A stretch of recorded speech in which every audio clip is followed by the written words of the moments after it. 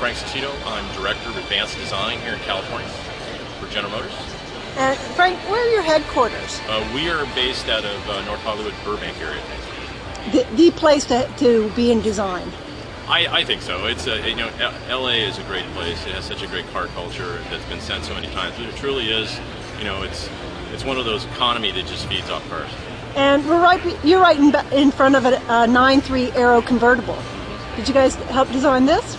No, this was done in Trollhättan. The Saab designers did it. We are currently actually working on some Saab for further down the road. But again, too, since we're advanced design, you really can't talk too much about it, unfortunately. Well, tell me on your advanced design what you do to create more miles per gallon in your designs. Well, I think, one thing's always weight. We always have to think about the mass of the vehicle, so that gets into length and height and general proportion. But aero is probably the biggest thing you can do for MPG. A great case study is actually the Volt. They're going through some work on the Volt, and just recently I was back looking at the model. And really, the Volt they showed will be slightly different than the Volt you end up with, because to make it slippery, to get that MPG, there's a lot of things you have to do. It has to do with the ride height of the car, the size of the wheel openings. Really, the front of the car is probably about 70% of what you get in aero. You need to leave a clean stream behind you. In other words, you want the air to pass around the car as fast as possible and then come back together. And that's what gets you low drag, gets you less lift, because if you have lift, that means the car is fighting the air at that point. So there goes your MPG. Lower to the ground or higher to the ground, better miles per gallon? Lower, again, too, you still have to consider curb height, and you still have to consider what they call wash rack when you go through a car wash. But it's doing, I think, shapes is really important on the front, to how you get the air around the front end past the tires, because the tires end up creating large vortices that will kill your airstream.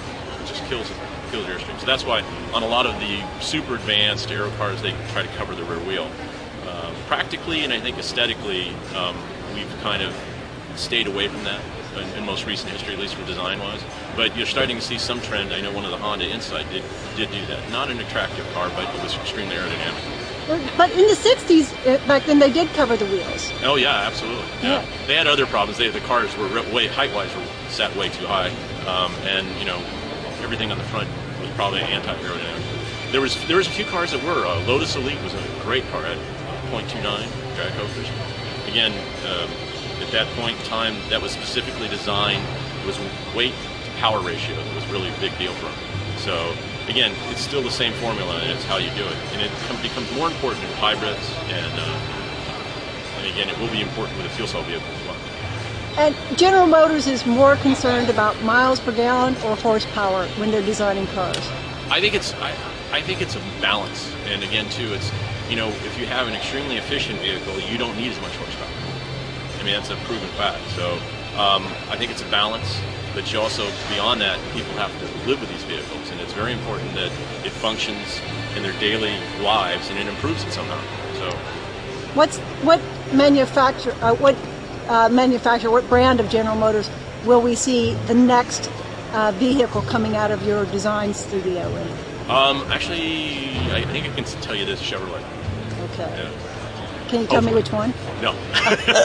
I tried. Well, actually, it's going to be branded in a couple different places internationally. Again, I think one of the things we've done is that General Motors, we've been global for a long time, but design-wise globally, in the last 3 years, it's amazing. Especially this last year, we've worked with both Europe, spent a lot of time in Korea with Daewoo, our partner, and also working in China. So we are a global company, and that particular project was a global project where it involved me getting up at 3 o'clock in the morning sometimes. So. And in fact, we were just talking about that off stage. You said VR, and I said, "What's VR?" You said virtual reality.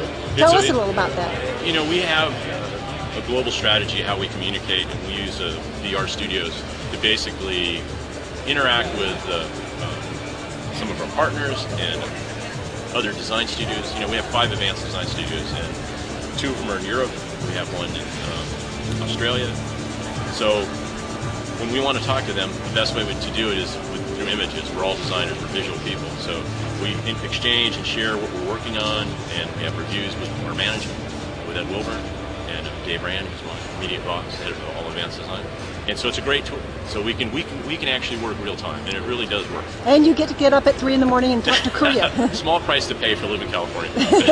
Frank, thank you very much. Thank you.